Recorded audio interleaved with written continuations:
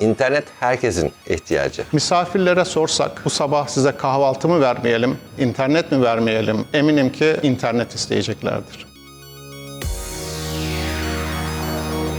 Akra, Antalya şehir merkezinde 471 odalı bir otel. Biz Akra olarak kalite çıtasını ciddi anlamda yükseltmiş durumdayız ve müşterilerimize bir söz vermiş durumdayız. 2020 yılının başında biz tüm internet altyapımızı otelde geliştirdik. Meraki Access Point'lerin en fazla sayıda kullanıldığı tesisteyiz. Akdeniz'in en iyi şehir otellerinden biri olan Akra'da misafirlerimize internet deneyimi yaşatırken bunun kolay yönetilebilir olması hedeflediğimiz bir şeydi açıkçası.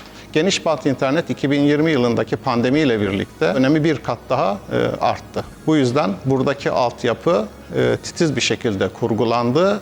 Şimdi ve gelecekteki ihtiyaçlara da cevap verir bir halde tasarlandı. Buradaki projenin temel amacı özellikle oteldeki bilgi işlem çalışanları üzerindeki operasyonel yükü azaltarak ortaya çıkan değerleri veya verileri anlamlandırarak müşteri memnuniyetine dönüştürmekti. Tamamen tüm odak noktamız müşterilerdi. Müşterilerin internet altyapısından daha iyi kullanabilmesi, daha iyi faydalanabilmesini amaçlamıştık. Ama bu ortam bizim de kendi yapmış olduğu toplantı yapış biçimlerimizi, iş yapış biçimlerimizi etkiledi, değiştirdi. Ve biz de artık toplantılarımızı online yapmaya başladık ve dolayısıyla bu altyapı bizim için de çok önemli bir hale geldi.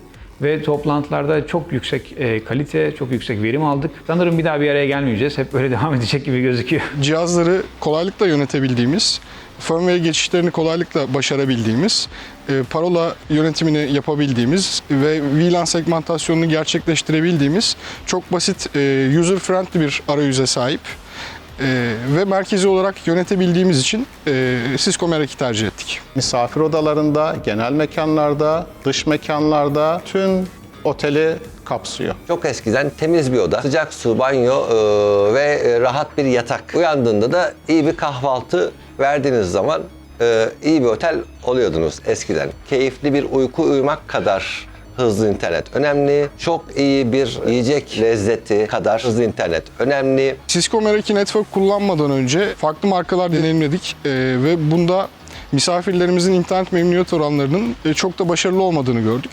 Bu noktada bir yatırıma ihtiyacımız vardı ve Rolva sayesinde doğru ürünü tercih ettiğimizi düşünüyoruz. Otelimizde bir altyapı değişikliğine gittik. Wi-Fi hızlı internet için de Cisco firmasının ürünlerini tercih ettik. Bu değişimi yaptıktan sonra misafir yorumlarında memnuniyet başlıklarına bir de internet memnuniyeti eklendi. Bu sistem misafirlerimize geniş bant interneti vermenin yanında kesintisiz, sorunsuz bir bağlantı hizmeti veriyor. İki farklı otelde Cisco'nun Catalyst, burada da Cisco'nun Meraki ailesini kullanıyoruz.